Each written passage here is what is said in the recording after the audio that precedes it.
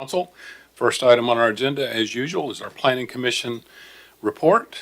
Mr. Tyndall, please, sir, we're on ordinance A, or item A, ordinance 9, 2025-26. Before we get started here, I'll give you the good news for next month is there may be only one case. Yep. In our history, there's only been one other time in staff's knowledge that we had no city or county cases applied for in a month, and that was many years ago. So we had no new cases. We did carry a few cases, so you will have something on your agenda, but definitely not like tonight. Okay. First case is Z31 2025 application of Luke Baggett. Clarkland is also the applicant there. This is some of you might remember this from last year around this time, and they waited their 1 year. They are currently zoned R1. It's just short of 5 acres, 4.98, requesting to go to C5, Highway and Arterial Commercial District. It is an extension of the C5 in the area. It's at the northwest corner of Ashland City Road and the 41A bypass and Denny Road intersections. It's currently a large single-family residential home site and property with some trees. This is in City Ward number 7. This is the map from the future land use map indicating that area as a commercial or industrial hybrid area. And there's your current zoning map. Applicant statement, it would be more appropriate to be classified C5 since it's on the 41A bypass. With most of the surrounding properties being C5, the plan is to provide retail office space to support the needs of the community. Again, this does have previous zoning history from Z20 2025, which was approved by the Planning Commission, disapproved by City Council. Here's the property. The work out there, I would say, is 98% complete. They're probably going through the punch list of finishing out the items there at the Madison and MLK Parkway intersection.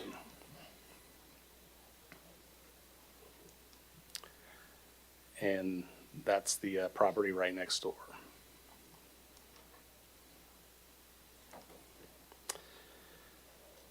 Comments and concerns from the different departments. This would require a gravity main sewer extension. A traffic assessment was required and reviewed. The street department at this point has said make connection to Ginger Drive at future development, no connection to bypass without going to the Access Appeals Board. There's also possible sinkholes on the site and nearby. CDE had a comment about needing easements for future site plan review. And the school system did provide comments on a commercial property. This is in the Hilldale planning area. It's in the commercial industrial hybrid future land use opinion map. As I mentioned, staff does recommend approval. The request is consistent with the goals and objectives of the adopted comprehensive plan. The adopted future land use opinion map identifies this as commercial industrial hybrid, and the proposed C5 highway and arterial commercial zoning classification aligns with the future land use designation. This request is located at an intersection along an arterial highway and part of a node of commercial activity and is an extension of C5 zoning to the east and to the west. The Planning Commission also recommended approval. Thank you, Mr. Tyndall. Councilman Holloman, you're recognized. Thank you, Mayor. Mr. Tyndall, where's the connections going to be at? That's not going to connect to Denny Road, is it? It could. The Access Appeals Board would have to weigh in on that. Right now it says you should go to the lesser road, which is a subdivision road to the north. Denny Road would be the secondary. 41A would be the last connection point. Obviously, they would probably like a connection to 41A with a 5-acre parcel. They'll just have to go to the Access Appeals Board and state their case to the street department. So they're planning on doing commercial and then having the commercial run through subdivisions, is that correct? No, they don't want to, but per the access ordinance, they have to, they should connect to the lesser road, the smaller road, the one with the less traffic, which is that Ginger Drive dead end. Okay. They can go to the street department and appeal it. I don't anticipate they'd want to put a commercial business through a subdivision. Yeah, but I mean, if that's how the codes are written, then I'm probably going to be against that because it's just not fair to the residents to approve a commercial rezone and then have that run right through their neighborhood. I don't think that's what they want to do, but you have to let the process run the process, and they've got to get it rezoned first, come in with a site plan, then go to the street department and let that board, the Access Appeals Board, do their thing. Yeah, but we don't control that though. So, thank you.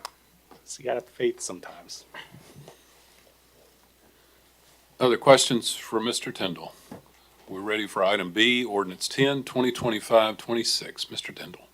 All right, this application is Planning Commission Case Z32, 2025, application of Ross and Ashley Morford, also known as Armor Holdings LLC. This is .78 acres, currently zoned R4 and wishing to go to CBD Central Business District. This property is also in the H1 Historic District. That is not going to be affected by this rezoning. It will remain in the H1 Historic overlay. This is an extension of the CBD in the area. It's two adjacent parcels on the north frontage of Marion Street, approximately 115 feet west of Marion and 2nd Street intersection. And it's two parcels with residential structures on site. This is the future land use opinion map. The dark red area is the urban core, as we call it. And there's the zoning map. A lot of R4 in the orange and CBD in the red. This is in City Council Ward number 6. The applicant's statement is we have CBD zone parcels touching both sides of the property, as well as CBD across the street on Bogard Lane. We're looking to conform to the area and build multifamily units. Existing homes will remain on site. Those are the two homes in question right there. That's Marion Street. And then we do have some photos of the back. The intent is to use the larger rear yards like the neighbor did a couple years ago and put carriage houses or other units back there. This building right here is on the adjacent parcel. It's got 2 units and 2 garages below. And that's what they intend to do, something similar, depending on what they can grade the property for.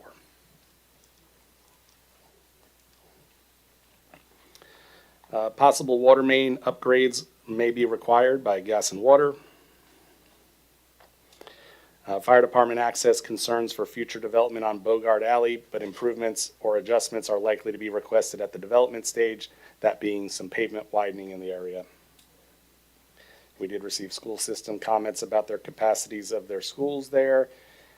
As mentioned, this will remain in the H1 Historic District. This was reviewed by the Common Design Review Board in the Regional Historic District. They did not provide any comment. Historical estimates would put this at possibly 9 units. It is in the downtown urban core. The staff does recommend approval. The request is consistent with the overall goals and objectives of the adopted comprehensive plan. The subject parcels are identified as part of the urban core on the adopted land use opinion map. The proposed CBD Central Business District zoning classification aligns with the future land use designation and supports the goals and objectives of the plan. This request will permit higher density residential development and infill, which is a recommendation of the comprehensive plan for the downtown urban core. Bogard Alley improvements will be evaluated during the site plan review process to enhance fire department requirements. And again, the H1 historic overlay will remain in existence with these parcels. The Planning Commission also recommended approval. Thank you, Mr. Tindall. Any comment or question regarding ordinance 10? We're ready for item C, ordinance 11, 2025-26. Planning Commission Case Z33, 2025. This is an application by Todd Morris.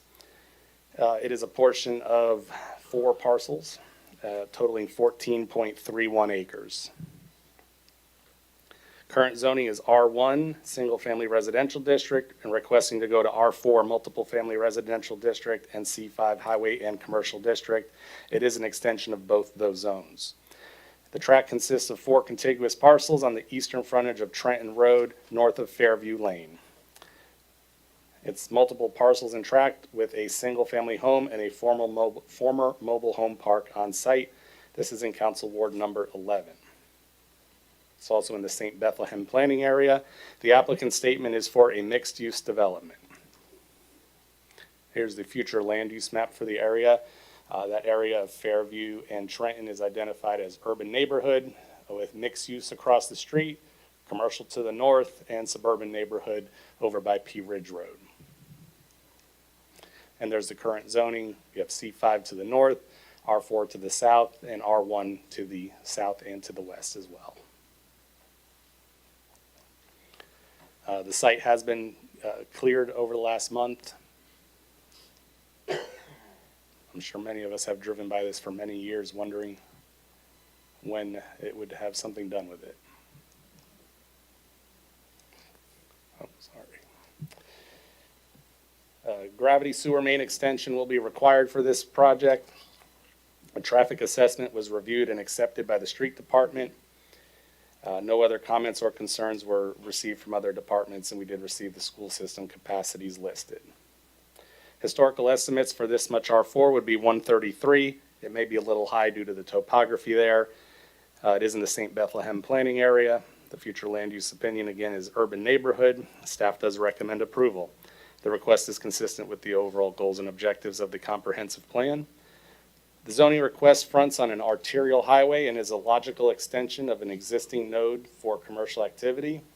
The proposed C5 highway and arterial commercial district along the frontage, transitioning to R4 multifamily district in the rear, advances the intent of the urban neighborhood designation reflected on the future land use opinion map.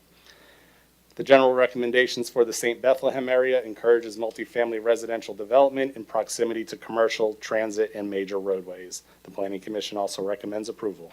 Thank you, sir. Any comment or question regarding ordinance 11? Now ready for item D, ordinance 12, 2025-26. Mr. Tindall. Planning Commission case Z34, 2025, application of Ligon Home Builders and Ronnie Gano. This is 0.41 acres, a single parcel, currently zoned RM1, Single Family Mobile Home Residential District, and requesting to go to R2D, Two Family Residential District, and it is an extension of the R2D. The parcel fronts the western frontage of Evans Road, approximately 900 feet north of Lafayette Road. It's an existing single-wide mobile home lot. This is in Council Ward number 2. This is in the Lafayette Peters Mill Road area plan. The applicant's statement is to build single-family affordable housing. Lot has an old dilapidated mobile home that is not being occupied. Redevelopment will improve this site. This is the future land use map with a mixed residential neighborhood along both main roads right there.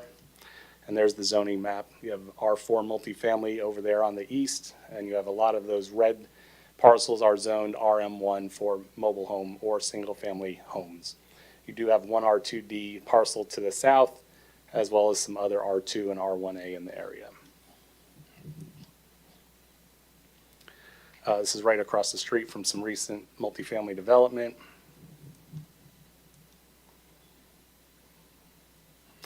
And that's that is a duplex next door.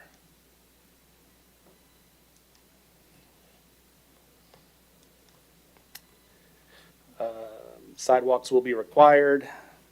There's a possible blue line stream on the north side of the property that will have to be evaluated and avoided at future site plan development. And no other departments or comments or concerns in the school system provided their capacities at the schools listed. Estimate would be 2 units as a duplex. Staff does recommend approval. The request is consistent with the overall goals and objectives of the adopted comprehensive plan. The R2D Two Family Residential District permits the development of a duplex structure on an individual lot.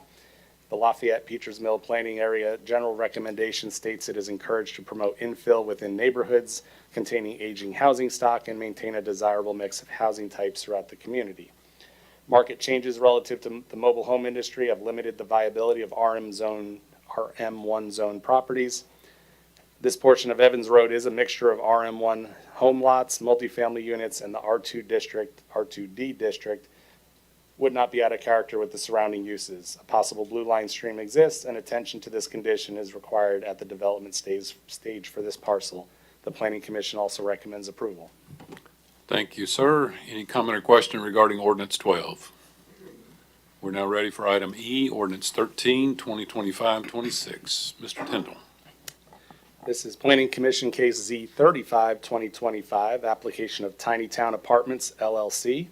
It's approximately 8 acres.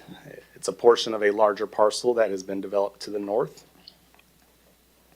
It is currently zoned C4 and is requesting to go to C2 General Commercial District. It is not an extension of the C2 in the area. This is the future land use opinion map, which puts most of this north area in a mixed residential neighborhood next to an urban neighborhood to the west, and you have some regional and corridor commercial in the pink and the red to the south. And here's the current zoning in the area. You have R4 to the northeast and west a little bit, R2 transitioning over to R2D to R4. You have just about every zone right now on this map right here. C4, C5 to the south, C2 to the east, and a little bit to the west. The applicant's statement is to rezone the property to provide and create commercial retail and multifamily mixed development. We believe C2 is a good transition from the R4 and C4, C5 zones. Here's the entryway. It's a flag lot off of Tiny Town Road to the north. And there it is. It goes farther back. And looking west on Tiny Town Road. And I think we went a little further back. The development that's back there currently does access through another parcel to the west. This could offer another opportunity to have an access out to Tiny Town Road. Department comments. No traffic assessment was required due to the reduction in trip potential from C5 to C2. Sidewalk will be required. Specific roadway impacts will be determined at future development. No other department comments and concerns, and the school system listed their capacities of the schools in the area. Impact of the development, mixed-use commercial and multifamily residential opportunities. Historic estimate would be 96 units if they built it as a exclusive townhouse development. Staff does recommend approval. The request is consistent with the goals and objectives of the comprehensive plan. The C2 General Commercial District aligns with the future land use designation of mixed residential. The C2 Commercial District permits both commercial and multifamily residential development in a mixed-use environment or independently of one another. The Planning Commission also recommended approval. Councilman Chandler? Thank you, Mayor. I need a couple of points clarified under Department Comment, Street Department. Specific roadway impacts will be determined at further development. So, in my feeble mind, what I'm hearing is, all right, well, go ahead and approve it, and then we'll see what messes up. I don't want to speak for the street department, but this comment will be, depending on what you build, it is dependent on what the improvements to the area are. If they don't access Tiny Town Road, if they intend to access it through the neighborhood to the north, you'll have different improvements interior to the neighborhood. If you access to Tiny Town Road, you'll have a different driveway approval out there. Okay, and that was one of the last question I had, is Loudon Drive. When I look at the maps, there's a possibility this could go through a housing area. Is there entrance and exit? Yes, currently to the north, you enter through Canelo Drive to Lupin Drive, and then there's multiple duplexes and townhouses to the north right now that are on private roads. When this was developed in the past, there was an access off of Sandpiper Drive, which they did not connect to. You can't make private roads connect to the public roads, but you can request public roads to connect to other public roads. I don't know what the developer's going to do here. I would anticipate they're going to provide another north-south driveway out to Tiny Town Road, which would actually reduce the amount of drives on, or trips on Canelo Drive. All right, thank you, sir. Any more comment or question regarding this ordinance? We're now ready for item F, ordinance 1424, 2526, one of those. Planning Commission case Z36, 2025, application of Larry Ricconi Jr. and the Virginia James Jason Feltner Family Foundation and the Feltner Family Partnership. This is just over 200 acres, 200.77 acres across two parcels, currently zoned R1 and it says M1, it's actually M3, behind Train down there. Proposed zoning will be C3 Regional Shopping Center District, C4 Highway Interchange District, and C5 Highway and Arterial Commercial District, and it is an extension of all those. This map may be a little easier to see, so there's your current zoning with the overlay of the different things. You can see the little bit of dark M3 in the lower left corner. The rest is R1. I'll go back to this one. And there's your proposed zoning. So top right corner, C5. Far right side is C4. True northwest would be C4. And then the lighter stuff behind the mall on Dunlop Lane would be C3. The property is located at the western frontage of Ted Crozier Senior Boulevard, north and south of the western intersection of Dunlop Lane and Ted Crozier Boulevard, and Dunlop Lane, on Athletic Avenue. It's currently an agricultural field with rolling hills, natural depressions and ponds, bisected by a thoroughfare. This is in City Ward number 11.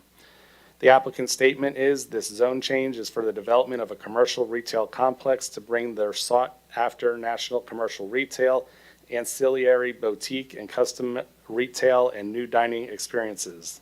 The complex is expected to draw customers from Kentucky and surrounding counties. The plan will generate a significant increase in sales tax revenue, property tax revenue, and employment opportunities. The future land use opinion map has this both as some commercial industrial hybrid south of Athletic Avenue. The rest is regional commercial.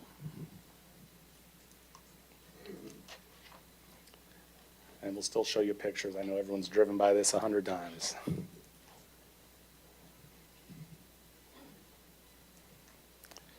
There's also some TVA easements that go over a portion of it.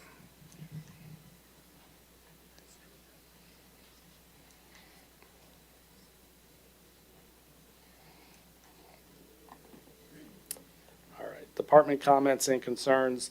The utility department did not mention that there's any concerns, but there will be utility upgrades needed, obviously, with something this size with the water and electric department. Traffic assessment was required.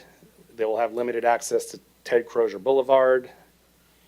There are multiple sinkholes on site that will have to be evaluated. They've done a hydrology assessment for their purposes. No other department comments or concerns at this time, and the school system did list their capacities of their schools listed. It is in the St. Bethlehem planning area. It is in, again, regional commercial and mixed use area of the growth plan. Staff does recommend approval. The request is consistent with the overall goals and objectives of the comprehensive plan. The proposed C3 Regional Shopping Center, C4 Highway Interchange District, and C5 Highway and Arterial Districts advance the intent of the regional commercial designation reflected on the adopted future land use opinion map.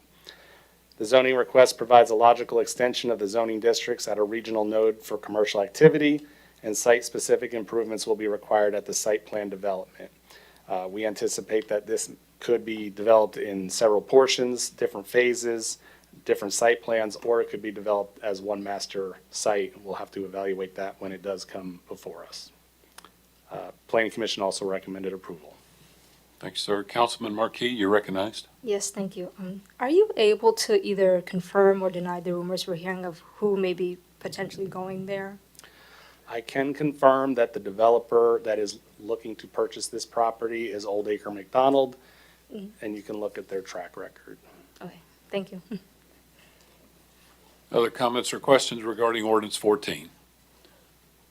We're now ready for item G, ordinance 15, 2526. Mr. Tyndall, please, sir. Planning Commission case Z37, 2025, application of Alan Mosier and SDRA Holdings, as well as Yvonne Chamberlain. This is a full one parcel and a portion of another parcel totaling .42 acres. Currently zoned R3, 3-family residential, and requesting to go to C2 general commercial, and it is an extension of C2. It's at the northwest corner of Thomas Street and Bradley Street. It's a residential structure in dilapidated condition and a portion of an aging parking lot. This is in the downtown urban core planning area. and in Council Ward number 6. The applicant's statement is, a single-family home at 21 Thomas Street is in extreme disrepair and needs demolition in accordance with the Restoring Clarksville initiative. The surrounding use of the property is commercial, including the portion of 30 Crossland that is included with this request, a parking lot. Parking lots are non-conforming in R3, requesting a rezone 100% of this R3 to the northwest corner of Thomas and Bradley Street to C2 to bring the portion of 30 Crossland from non-conforming to conforming and eliminate this spot zone, and allow the last single-family home on block at 21 Thomas Street to be demolished in accordance with the Restoring Clarksville initiative and redeveloped in a manner conforming to the surrounding development and land use plan. C2 zoning is an extension of the existing zoning to the west and south and north and in accordance with the land use plan. Here's the property in question. There's the parking lot as mentioned. The parking lot is actually the rear of that parcel, which has an office building on it. And then the other property owned by SDRA is this house here.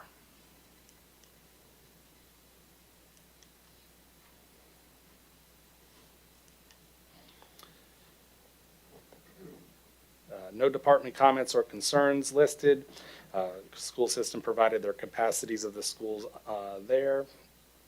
Historic estimates, if they did residential, and I will say the applicant said they are going to build commercial on this property, but it would be 5 units if they did it as residential. Staff recommends approval. The request is consistent with the overall goals and objectives of the comprehensive plan. The C2 General Commercial District would increase development potential for the parcels as it will permit multifamily residential and commercial development for parcels suitable for redevelopment.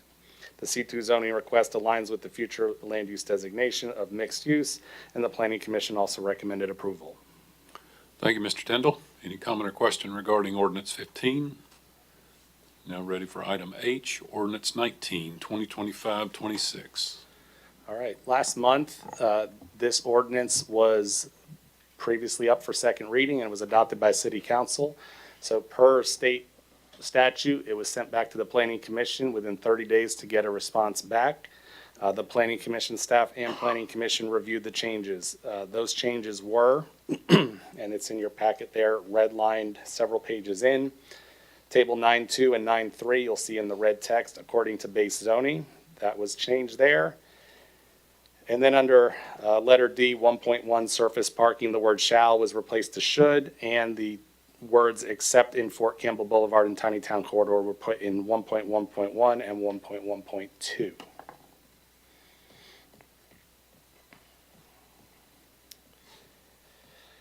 Let's see. Planning staff says, this amendment does reduce the overall effects of the original ordinance. While the bulk of the original ordinance still retains merit, the City Council's amendment to remove the proposed setback reductions undermines the key component intended to ensure context-sensitive design. These setback standards were developed to guide development and redevelopment and new growth along the corridors in a manner that enhances character, pedestrian orientation, and quality. As amended, the ordinance continues to provide important design direction, but the loss of these standards represents a missed opportunity to fully achieve the original ordinance's objectives. The comprehensive plan statement for economic development states increased walkability, beautification, and character in key commercial centers and corridors, and encourage high-quality mixed-use retail and development, and key initiatives to improve the aesthetics of the retail corridors. Participants in our zoning code rewrite process have continually expressed a desire for streamlined development approvals that reduce complexity, delays, and costs, and this ordinance appears to run counter to those priorities. The Planning Commission has not returned a recommendation, so they're neither supporting or denying this resolution, or sorry, ordinance. I'll take any additional questions. I do believe this is coming back as a first reading since it did materially change. City Legal and Clerk and I have been talking about this, and they feel that it deserves to go back with a public hearing and back at first reading. Thank you. Councilman Lovato, you're recognized. Thank you, Mayor. I have a procedural question.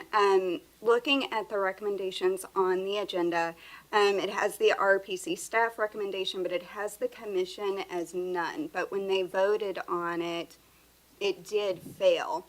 So am I wrong, or does our code say that it does need to pass by a majority of the entire council and not just those present next week? Your attorney's nodding yes. It wasn't denied, but it wasn't approved, so it's coming with no recommendation. I'll defer to the city attorney, That- but yes, I want to clarify that because the motion at the RPC was for approval. It was seconded, but then it failed. correct. It was seconded and it had 2 votes for and 5 votes against. There was not a counter motion to deny it, and they just let it die after that. It is okay for a planning commission to supply no recommendation. It's not typical. I tried to kind of prompt them for something else, but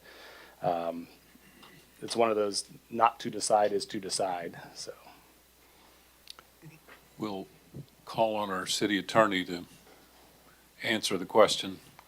Councilman Lovato, if you don't mind, ask the question again.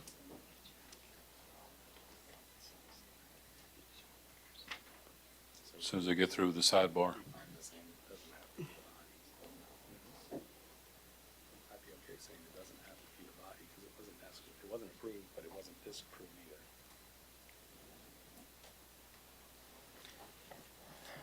Go ahead. Because it's coming with no comments or a disapproval or approval, does it need to pass by a majority of the present or the majority as a whole from the council next week? If it had been disapproved, it would require the favorable vote of the majority of the entire membership of the city council. Mr. Tyndall's saying it wasn't disapproved, so you just need the majority of the present. Okay, thank you. Okay. That's all. Thank you. Any more comment or question regarding this ordinance?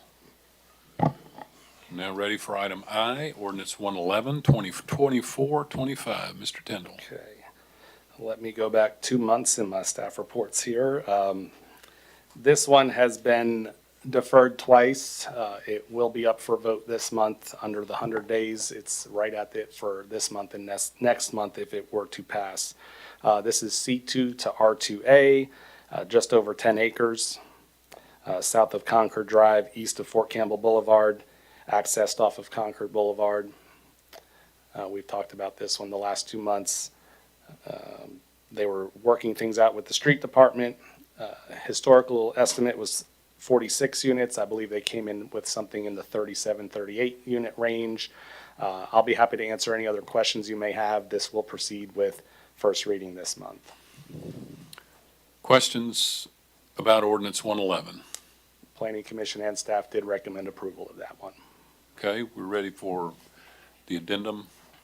Number 2, ordinance 06, 2025-26.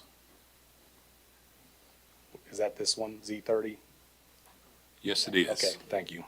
Sorry, We gotta, I know there's, I got a lot of numbers here. has been. This was carried last month. It did not, it did have its public hearing and it did not, it was deferred 1 month to get some information back about the sewer line. I can speak to that. We also have a representative from Gas and Water that can answer that. Application of Donnie and Karen Plaster from Ag to R4.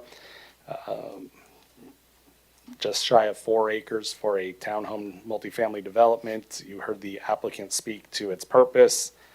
They had 58 units, historical estimate at 47 units, and staff and planning commission did recommend approval of this.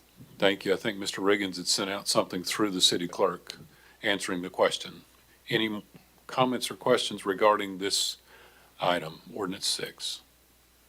All right, Mr. Tyndall, I think that's it.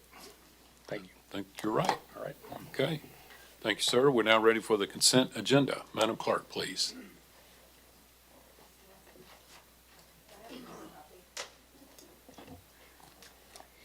All items in this portion of the agenda are considered to be routine and non-controversial by the council and may be approved by one motion. However, a member of the council may request that an item be removed for separate consideration under the appropriate committee report. Ordinance 01, 2025-26, second reading. An ordinance of the City of Clarksville amending City Code Title 10, Offenses Miscellaneous, Chapter 1, generally, Section 10-101, certain misdemeanors under state law, to adopt by reference state traffic offenses, rules of the road, and certain other misdemeanors.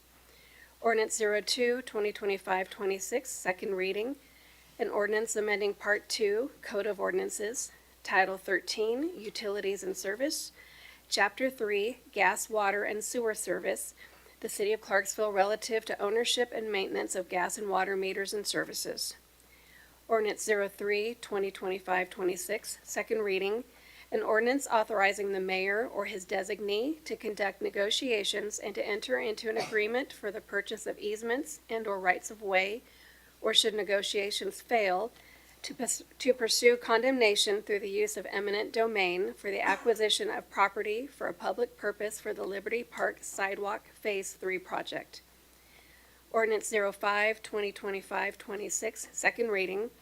An ordinance amending the zoning code and map of the City of Clarksville, application of Charles Thomas Geralds for a zone change on a tract of land fronting on the north frontage of Bellamy Lane, approximately 225 plus or minus feet west of the Bellamy Lane and Warfield Boulevard intersection, from C2 General Commercial District to C5 Highway and Arterial Commercial District.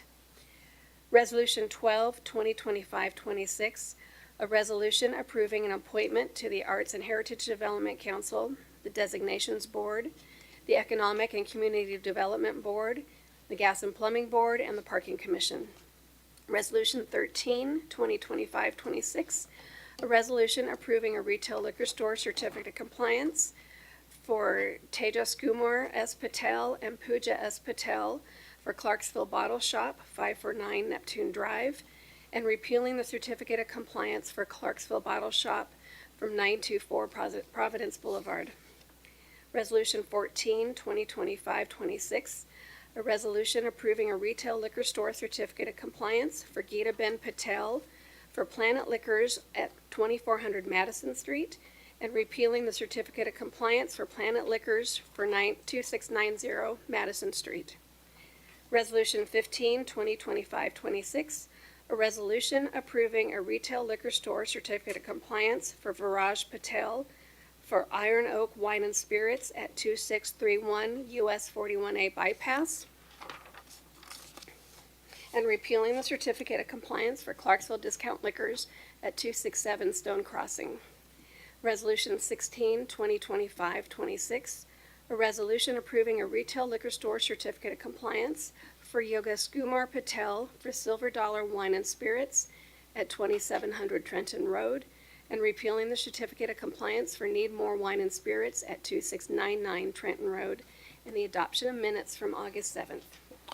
Thank you, Madam Clerk. Any comment or question regarding the consent agenda? All right, next item is the appointment of Chief Financial Officer. Members, next week I'll formally present Kristen Wilcox to you as the choice to be our city's next Chief Financial Officer. This afternoon, since we're in executive session, I've asked Ms. Wilcox to make her remarks to you, open the floor for your questions, and hear why I know she has the right background, the right approach, and understands long-term how our city can manage our finances while we continue to face strong growth, growing demand for more and better, and handle the upward pressure on the price of everything we need to do business, including and especially improving the pay for all city employees. Kristen Wilcox has the confidence of her employees, fellow department heads, and those that we do business with across the state and region.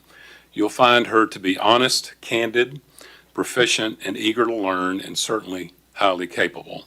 So, Ms. Wilcox, if you would please come forward for your remarks, and then we'll open the floor for questions. You are recognized. Thank you, Mayor. Good evening, Council. I am honored to stand before you today to give you a brief personal and professional overview of myself. This November, my husband Mike and I will be celebrating our 34th year of marriage. Mike is my high school sweetheart that I met at a youth swim party when I was the age of 15 years old and he was 17. Our beginning is a very entertaining story, and if you get the chance, I would say you should ask him sometime. He's a much better storyteller than I am.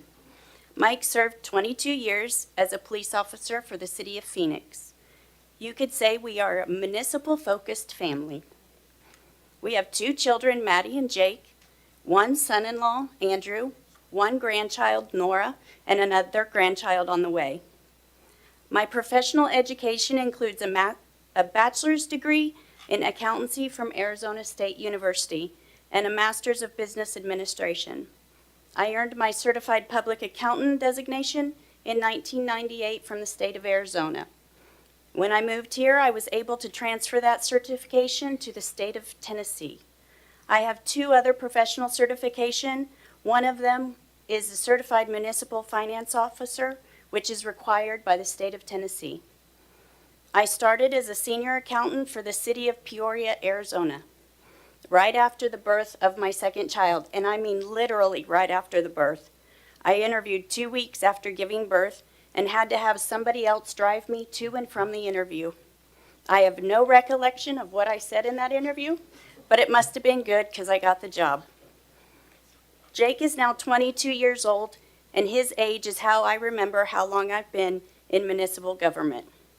Over those 22 years, I have held the positions of senior accountant, accounting supervisor, controller, and deputy CFO. With those positions comes a wide range of experience in all areas of municipal finance, including various bond issuances, 12 years of preparing the annual comprehensive financial report, 5 years of citywide budgeting, and 15 years of supervisory responsibilities.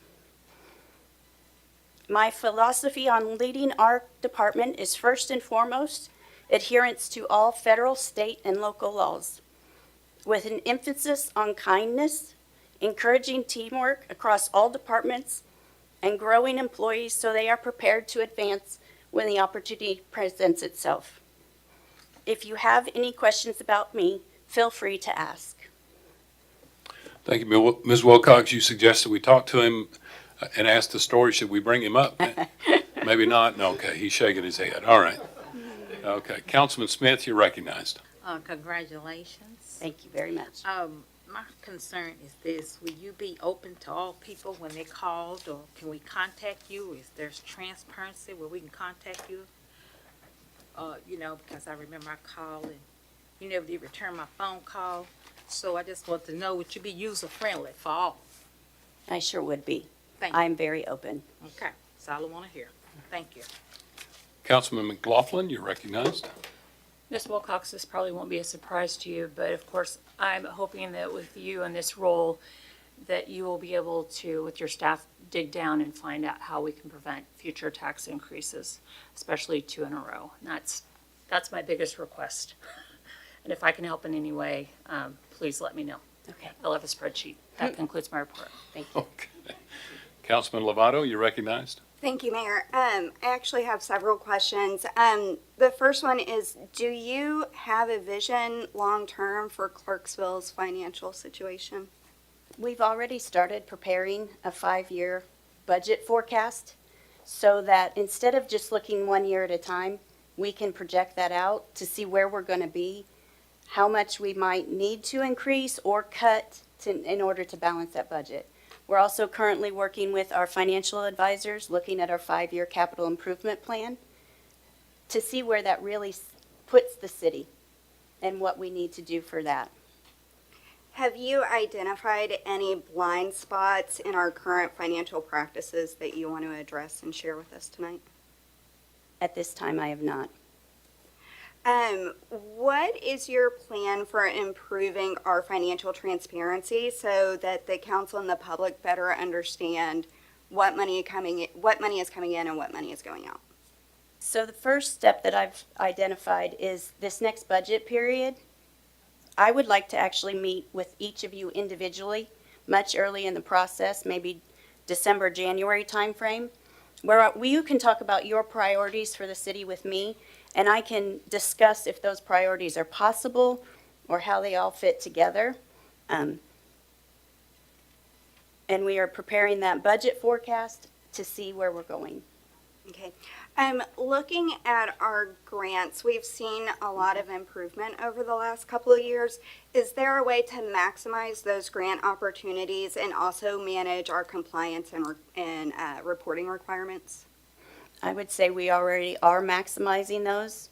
We have grown in the number of people that are searching for grants and also reporting on those, making sure we're complying with them.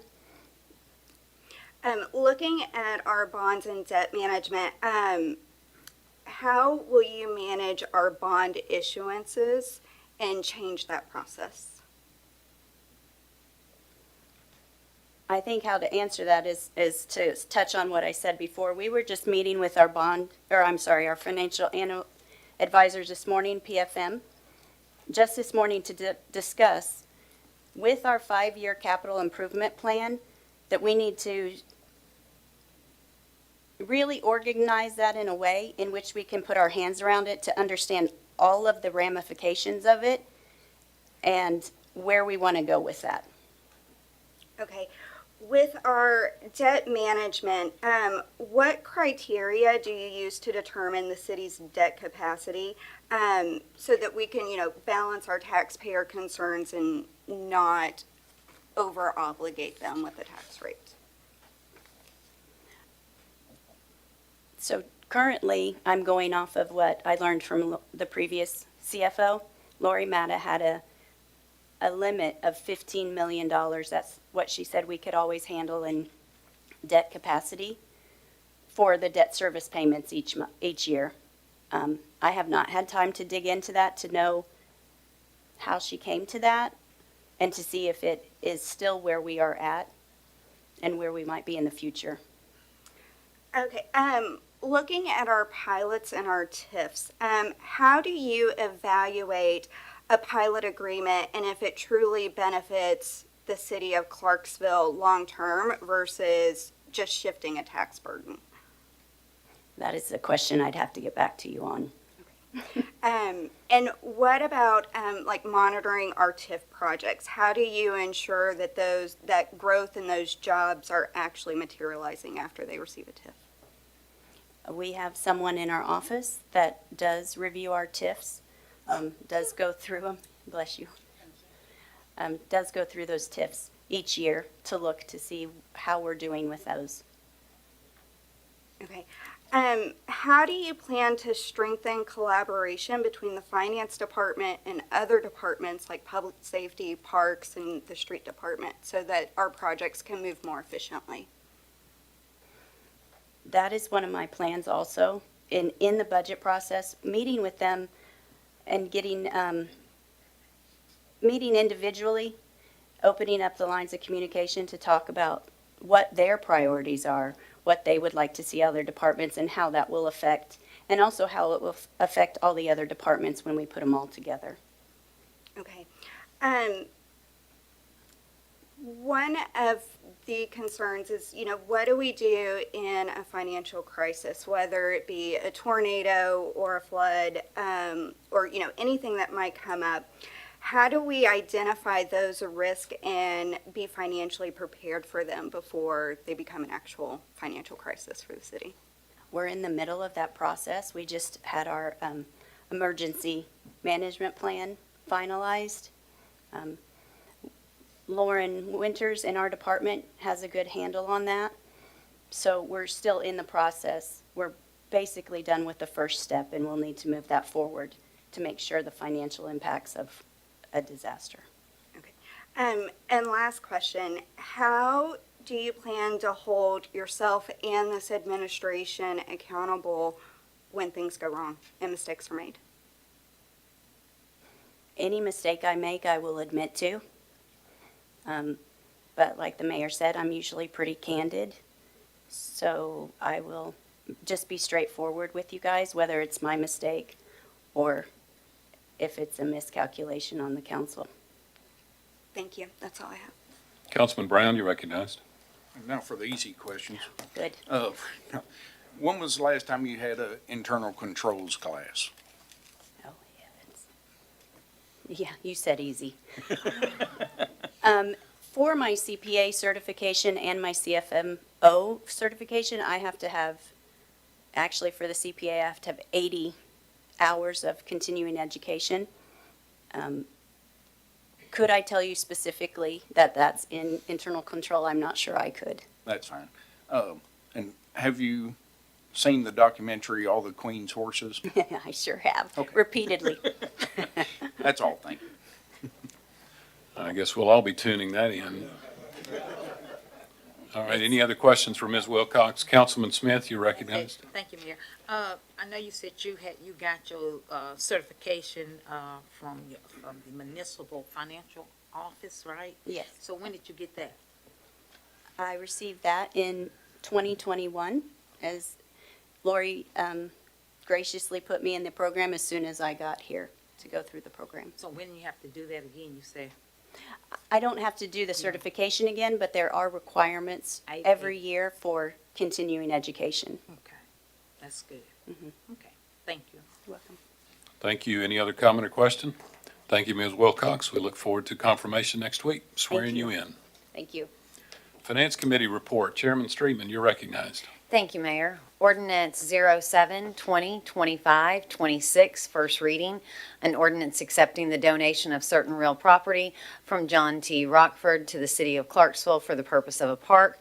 Both Finance and the Parks and Recreation Committees voted in favor of approval. This is a donation of approximately 16 acres to the city of Clarksville for some much-needed parkland in the Ward 12 area, which is the ward that is lacking park area the most. So this will be extremely beneficial to us, and we appreciate this donation from Mr. Rockford. Councilman Brown, question? Yes, you said that Ward 12 is lacking the most in parks area. Ward 9 has 0. So I think Ward 9 might be lacking the most. I for would, Parks, but After this, it will. it's just a statement. trying to remember back, because it's been a while, I just remember Ward 12 standing out the absolute most on the study that was done several years ago. I don't believe it has anything at this time either. That's fine. It could be the largest in terms of geographic area, Yes. which is why I mean, it's referred to that way. If you know somebody in Ward 9 that would like to donate some Yes, property, that would be great. Yeah. some useful property, I mean, clarify that. I have a feeling we'll have some rezoning requests dangled before us. Right, or any other questions, I apologize. Councilman Lovato, you're recognized. Thank you, Mayor. It might stick out in your head because I've been very loud and vocal about that over the No, last couple of years. It was that even before you got here. No, I don't have a question, but I just want to, again, give my appreciation to Parks and Rec because Ward 12 does not have any Parks and Rec services or parks to go to. And it is something that we've talked a lot about, and they've been very diligent. And I just want to express my extreme gratitude to Mr. Rockford as well for giving this donation to the city. Thank you. Thank you. Any more comment or question regarding this ordinance? Chairman Streetman? Mayor, for the next three, would it be possible if I read them all together and then we could bring Ms. Wilcox up here to discuss them as a whole because they each kind of tie into one another? Ordinance 18, Resolution 8, and Resolution 9. Oh, actually, I scrolled up too much. Never Okay. mind. All I'll right. ask that question again in a moment. Withdraw the question, all right. Ordinance 18, 20, 25, 26, first reading, an ordinance authorizing the mayor or his designee to conduct negotiations and enter into an agreement for the purchase of real property for the purpose of constructing affordable housing in partnership with Appalachian Service Project. The Finance Committee voted in favor of approval of this. This is an excellent opportunity that has come out of a bad situation where we had families that lost their homes due to the tornado that came through a year and a half ago, and this is an opportunity for those families to be able to actually be first-time homeowners.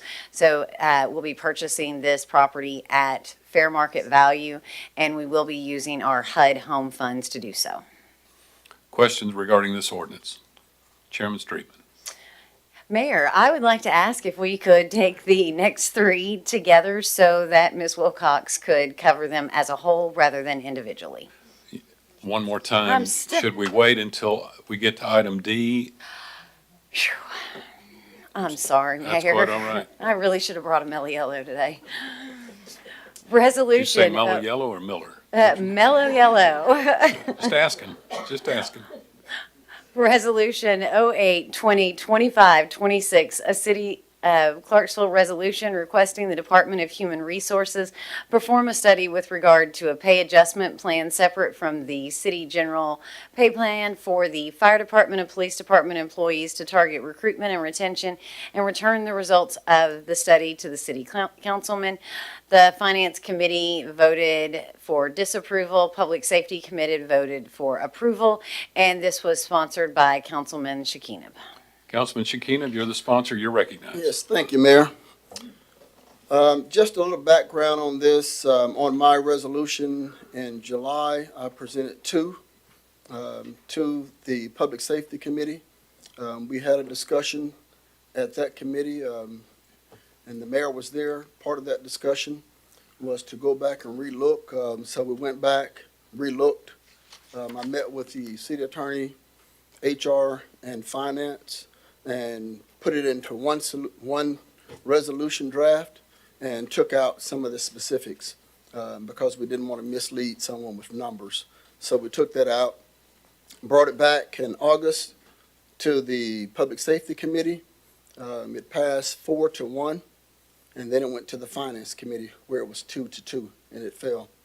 But I think overall, we've had some good discussions already around this subject of pay and things like that. And my whole point behind this is to start that conversation, right? If there is any type of pay increase for CPD and CFR in the future, what does it look like, right? Have those conversations now. And what would it cost the taxpayers? Anything outside of the city general, all right? So any type of incentive plan or any type of specialized pay, what would that look like? Who knows where the city would be in 5 years or 10 years? None of us up here can predict that. But to have the conversation, I think is a good thing, just to have that conversation. And again, look at some numbers. So that's the whole point of me bringing the resolution to the floor, to start those conversations, to see what it looks like. Councilman Zacharias, you're recognized. Thank you, Mayor. I'm just going to go ahead and apologize to our sign language interpreters in the back. All right.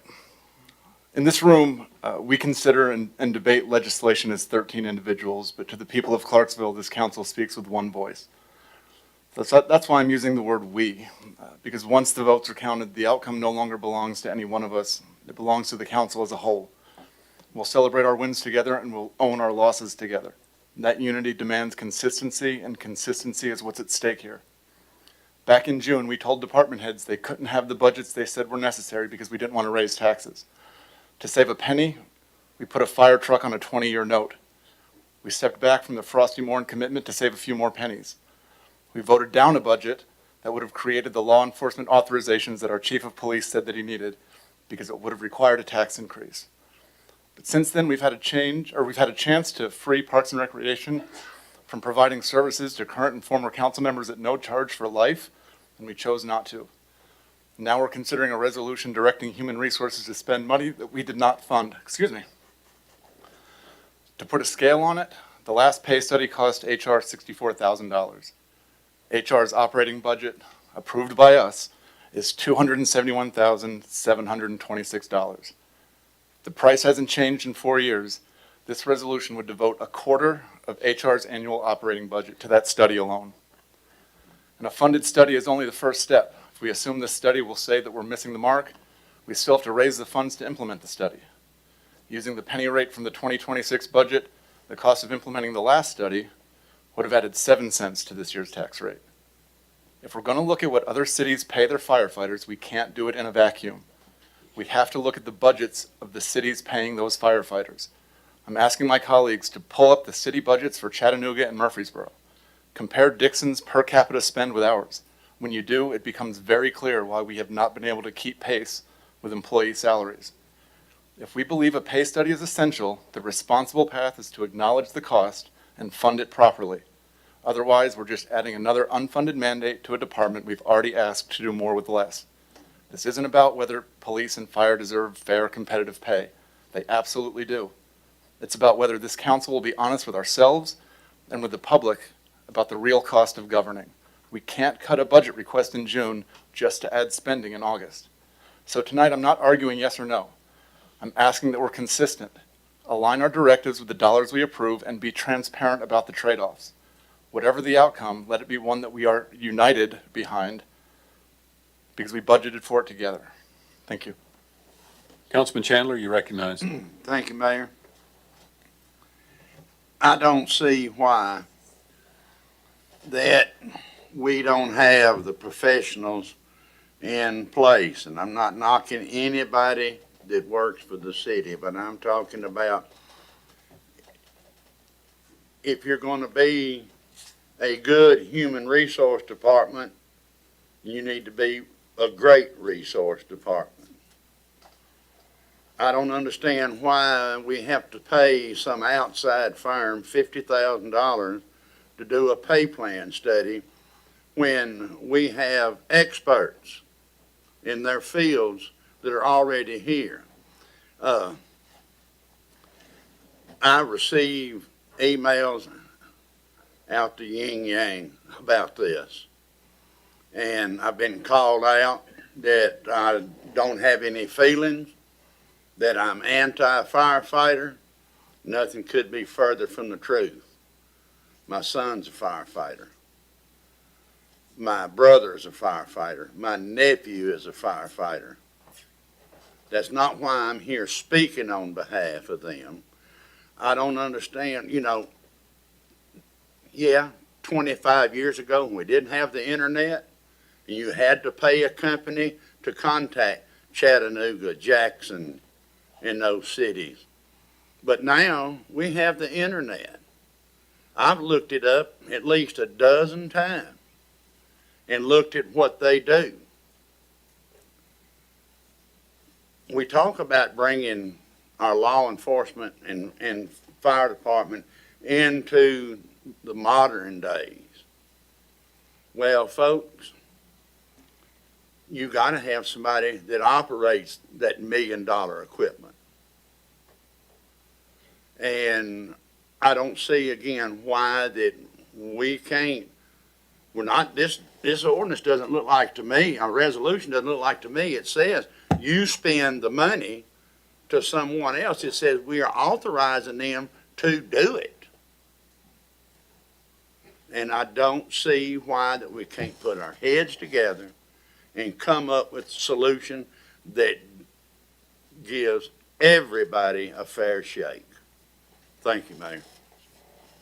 Councilman Streetman, you're recognized. Thank you, Mayor. I just want to answer that question that was asked there a little bit as why our experts in the human resource department can't handle this. And we do have a great human resource department. I don't want anything taken away from them. However, they also have everything that they are daily tasked with, which is serving our employees. To do this pay study involves more than just jumping on the internet and looking at what it is that other areas pay. It has to be you've got to dive into it a lot more than that. You've got to look at what it is that, as was referenced by Ward 1, what their pennies valued at, what their budgets are involved with. It's also looking at what their specific benefits are in comparison to our benefits. It's the requirements of those positions for them versus what we have. There is so much that is entailed in a pay study to analyze where we really are so that you can truly compare apples to apples and oranges to oranges. So I'm just answering that for the benefit of our HR department.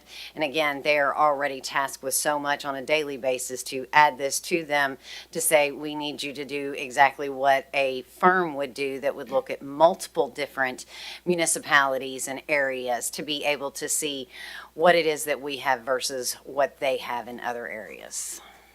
Councilman Brown, you're recognized. Thank you, Mayor. So just another resource that we have available is MTAS. They get all this data from the entire state, the ones that contribute to it. And MTAS has some of this information available from the communities that contribute it. So, that's just another resource that we have that doesn't really cost anything, that gathers some of this data also. I know some of this may not be able to be done by time, from our HR department, but, those are some other resources that aren't gonna cost, lots of dollars that we have available that, they can log into it and look up some of that information. Thank you. Councilman Chandler, you're recognized. Thank you, Mayor. I did not intend to imply that Human Resources didn't do anything. That was not my implication. My implication is I'm sitting here looking at Chief Burdine. I'm looking at Chief Montgomery. I'm looking at Mr. Crosby. Everybody that I pointed to, David Smith, everybody I pointed to is shorthanded. I'm not asking for this to be done by the end of next week. But I'm asking we have got to start by sitting down and talking and finding out where can we go? What can we do? What can we not do? Nobody has said that, I didn't, that Human Resources wasn't doing a great job. But guess what, folks? There's department heads in here that's asked to do above and beyond what they are capable of a lot of times. And they manage to do it. I'm not sure Human Resources is no different. They are dedicated employees and they could get it done. But just cutting this off, saying, no, we can't do it, that's not an answer. And another thing too is if you go back and look, I didn't realize until about 2 months ago that now it's contributory retirement. And they haven't had a pay raise. So what we've done is we've cut salary. All I'm asking for is just for us all to sit down and come up with a decent plan and put it into place. It might take 2 months, it might take 6 months, but just to cut it completely off, that's not right. Thank you, Mayor. Thank you, sir. And there has been plenty of talk, Councilman. There's been lots of talk regarding this particular issue. And as the internet has proven during this debate, it is a very unreliable source of information. It's full of mistruths, half-truths, vitriol, and frankly, we've all been insulted by what's being posted out there and the remarks that are being made. The memes, I haven't seen them, all of them, but frankly, Cease and desist order, let me know. I got you. And folks, I was served with a cease and desist order. I got you. But that's why the internet is not the reliable source of information that we want to use. But there has been plenty of conversation, and will continue to be plenty of conversation about this. And if the folks out there would just take a deep breath and have a seat, we let the adults in the room take care of this. Councilman Smith, you're recognized. Thank you, Mayor. I've been listening to what everybody has been saying about this pay raise, and we need to do a pay study. I think that's a waste of money. We know, we just call another city, hey, how much your firefighters make? We know what they make. But I'm going to say this. They have got pay raises. They got a 9% pay raise last year. They got a 5% pay raise the year before that. They've been getting pay raises ever since they've been working, those who have been on the fire department, been employed with the fire department, I should say.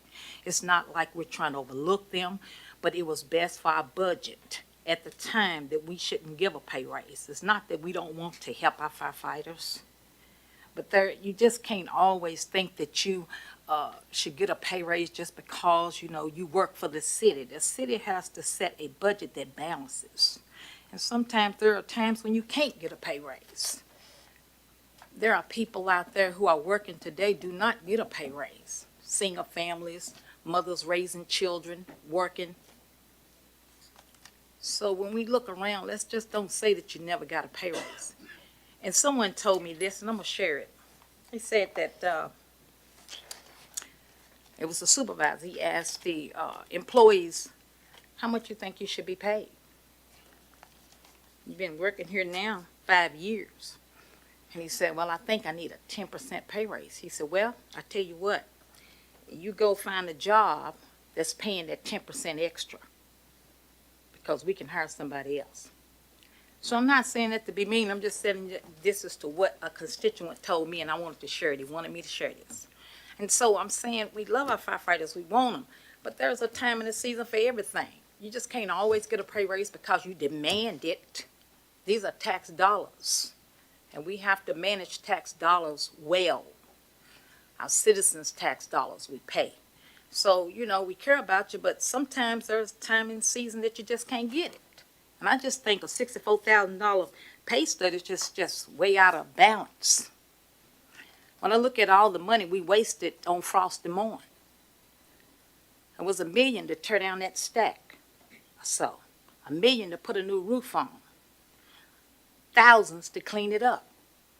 Thousands to tear off, 40,000 square feet or more. Look at the money we waste. Money we probably could put back in the budget to help do a pay raise. But we waste too much money. And a pay study for $64,000 or more, whatever it may cost today, a waste of money. Thank you, Mayor. Councilman Shekinah, you're the sponsor, and you have the last word. Thank you, Mayor. And again, like I said, this is a good conversation. I'm enjoying this. This is good stuff. We're just going to continue it next week, I guess. All right, Chairman Straitman, you're recognized. Can I ask the question this time, Mayor? Yeah, I think I'm correct. I think you're ready. Mayor, can we take the next three all at once so that Ms. Wilcox can cover them holistically versus individually? Without objection, you're recognized. Thank you. Resolution 8, 2025-26, a City of Clarksville resolution requesting the Department of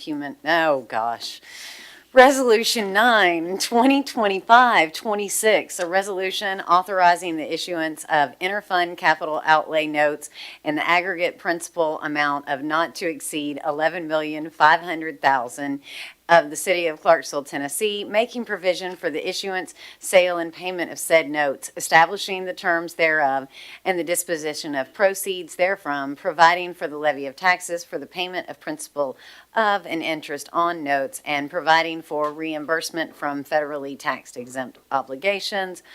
Resolution 10, 2025-26, a resolution authorizing the issuance of not to exceed $61 million in aggregate principal amount of one or more series of general obligation bonds of the City of Clarksville, Tennessee.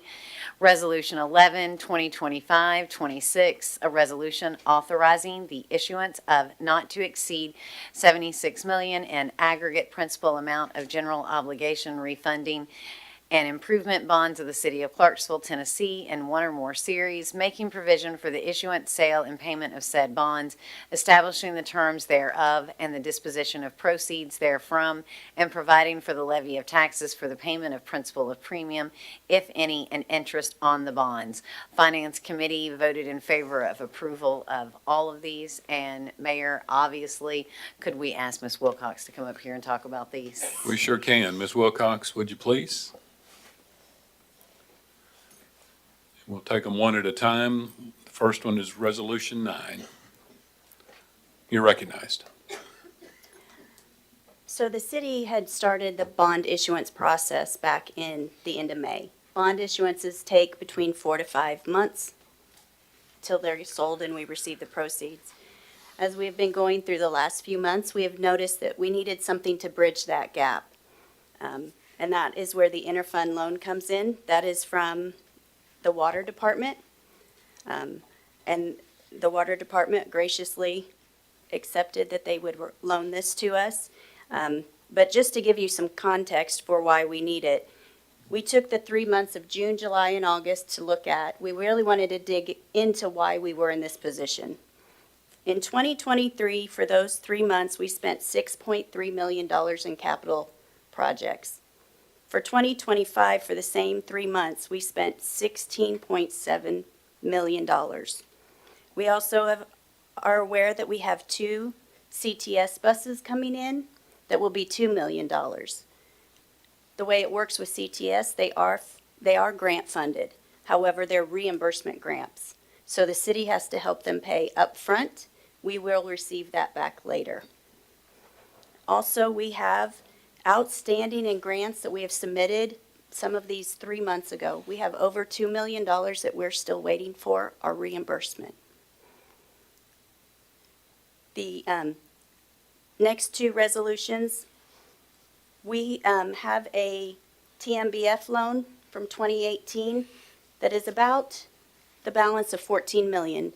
It's a variable rate loan, and they came back to us recently and mentioned that they were going to exponentially increase our interest rate. So we decided to go ahead and start the process to refund that to a fixed rate loan.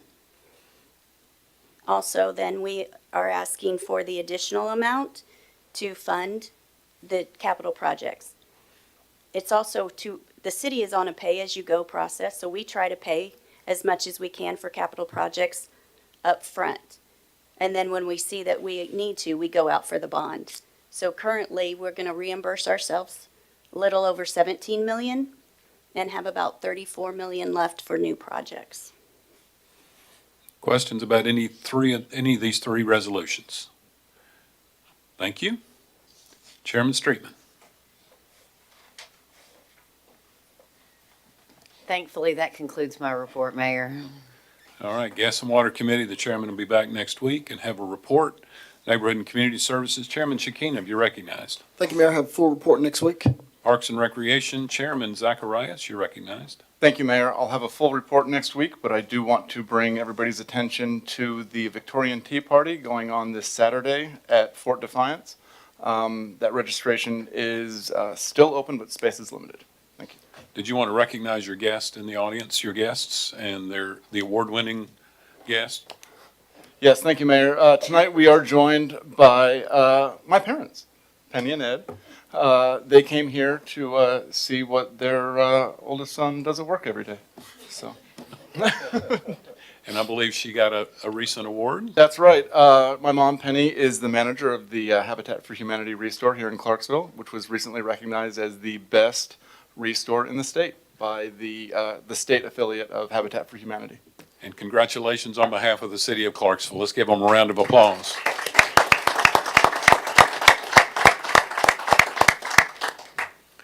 All right, that's enough prompting for you, right?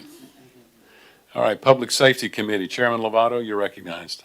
Thank you, Mayor. I'll have a full report next week. Thank you. Transportation, Streets, and Garage Committee, Chairman Smith, you're recognized. I hope to have a report on September the 4th. All right, thank you. We're now ready for new business, Resolution 18, 2025-26, a resolution approving the official designation of Oak Street from the New Providence Boulevard to D Street to be designated as Kenny York Memorial Way.